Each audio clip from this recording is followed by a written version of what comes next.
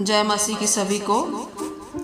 मेरे प्रियो, अभी जो इज़राइल और फ़लस्तीन का जो युद्ध चल रहा है उसमें लोगों की तरह तरह के तर्क वितर्क हो रहे हैं। कई लोग बोल रहे हैं ये युद्ध 7 साल से है चल रहा है, कई बोले 15 साल से चल रहा है, कई बोले 3 साल से चल रहा है। मेरे प्रियो, वास्तव में तो ये युद्ध काफ़ी समय पहले से ही चल रहा है। उसका जिक्र पवित्र शास्त्र में है। मैं बताऊंगी उसके बारे में, उस वचन के बारे में आपको। लेकिन मेरे प्रियो, कई लोग, कई पासवान, कई भविष्यवक्ता कह रहे हैं कि बस अभी इज़राइल का युद्ध शुरू हो गया और संसार का अंत हो गया, होने वाला है। प्रभु यीशु का आगमन है, वो निकट आ रहे हैं, आने वाले हैं। मेरे प्रियो, प्रभु यीशु का आगमन कब है ये अभी तक किसी को भी नहीं पता, क्योंकि वचन बताता है, प्रभु यीशु ने खुद कहा है कि ये तो मुझे भी नहीं पता, केवल पिता को पता है। तो फिर भविष्यवक्ताओं को कैसे पता हो सकता है? मेरे प्रियो, दुनिया का अंत निकट है ऐसा पवित्र शास्त्र बताती है। ऐसे चिन्ह चमत्कार बताती है पवित्र शास्त्र में। लिखा है कि जब ऐसा ऐसा देखो तो समझ जाओ कि अंत निकट है। हाँ मेरे प्रियो, अगर हम मत्ती 24वें अध्याय का 6वें वचन में देखेंगे तो वहाँ लिखा है, तुम लड़ाइयों और लड़ाइयों की चर्चा सुनोगे तो घबरा न जाना, क्योंकि इनका होना अवश्य है, परंतु उस समय अंत न होगा। अगर हम 7वां वचन भी पढ़ेंगे तो वहाँ लिखा है, क्योंकि जाति पर जाति और राज्य पर राज्य चढ़ाई करेगा और जगह जगह अकाल पड़ेंगे और भूकंप होंगे। हाँ मेरे प्रियो, लिखा है यहाँ पे लड़ाइयों पे लड़ाइयाँ होगी, आप लोग चर्चा सुनोगे, लेकिन तब भी अंत न होगा।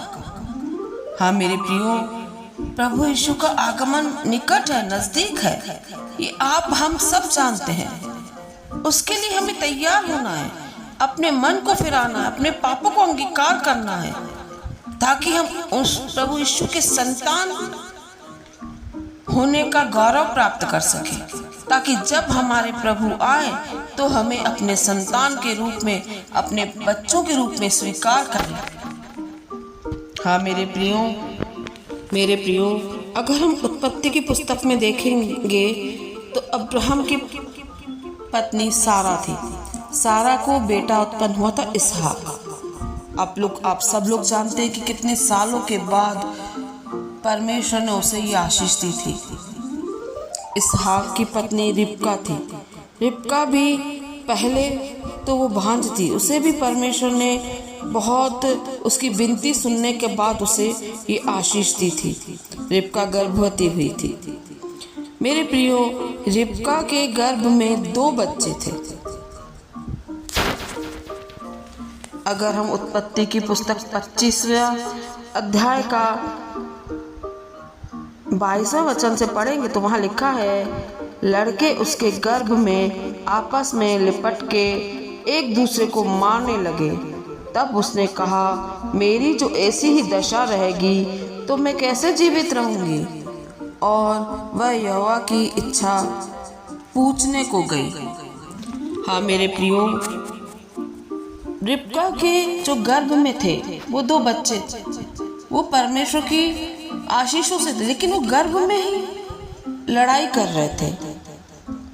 अगर हम इन दोनों जुड़वा बच्चों का आगे वचनों में नाम देखेंगे तो देखिए उनके नाम क्या हैं। अगर हम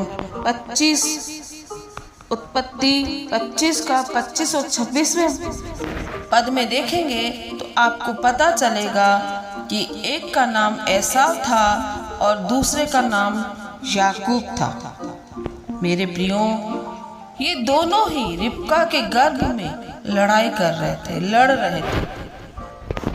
हाँ मेरे प्रियो, परमेश्वर ने याकूब का क्या नाम रखा था? आगे चलकर मेरे प्रियो अगर हम उत्पत्ति की पुस्तक देखेंगे तो वहाँ पे याकूब के बारे में, इज़राइल के बारे में लिखा हुआ है। परमेश्वर ने इज़राइल नाम खुद याकूब को दिया था। इज़राइल नाम किसी ऐसे वैसे इंसान का रखा हुआ नहीं है, वो एक परमेश्वर के द्वारा रखा हुआ नाम है। और परमेश्वर ने इज़राइल को बहुत सारी आशीषें दी है। अगर आप उत्पत्ति से लेके मलाकी तक पढ़ेंगे और नए नियम में भी पढ़ेंगे तो इज़राइल को परमेश्वर ने बहुत सारी आशीषें दी है। मेरे प्रियो, इसलिए आप किसी भी बातों की चिंता ना करें। किसी भी युद्ध के बारे में अगर आपको सूचना मिलती है, आप देखते हैं टीवियों में, समाचार में, यूट्यूब में, तो बस आप प्रार्थना करें, विनती करें। परमेश्वर अपने बच्चों की रक्षा करेंगे। मेरे प्रियो, अगर हम देखना चाहते हैं कि इज़राइल, उस देश का नाम इज़राइल कैसे पड़ा, आइए हम देखते हैं।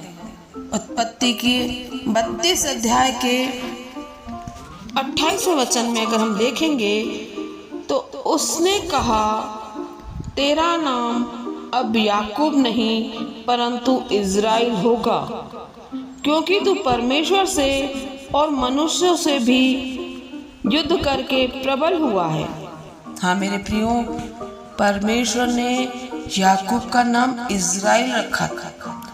और याकूब और एसाव, आप पहले भी वचन में सुन चुके हैं कि जब वो अपने माता के गर्भ में थे तभी से ही वे लड़ते हुए बाहर निकले थे।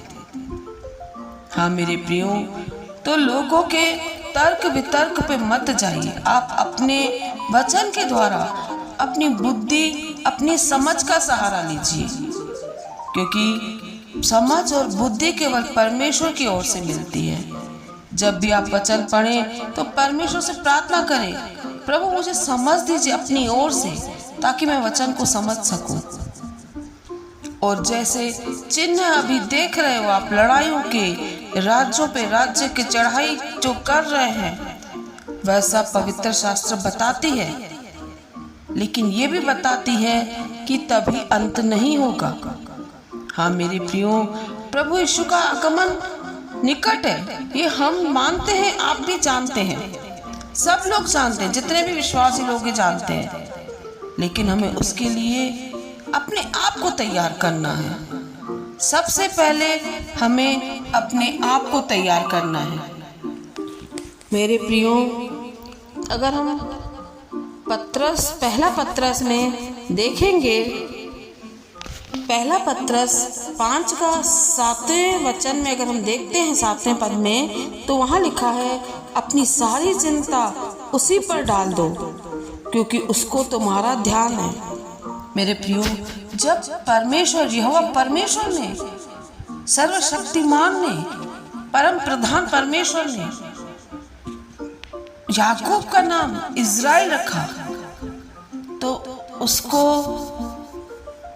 इज़राइल की चिंता है, क्योंकि परमेश्वर का वचन कहता है कि मैं तेरी चिंता करता हूँ, अपनी सारी चिंता मुझ पे डाल दो।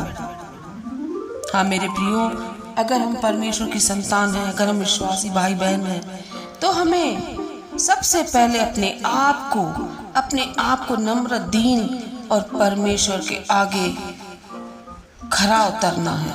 उसके बाद ही हम देश के लिए, दुनिया के लिए, लोगों के लिए प्रार्थना करेंगे तो परमेश्वर हमारी जरूर सुनेंगे।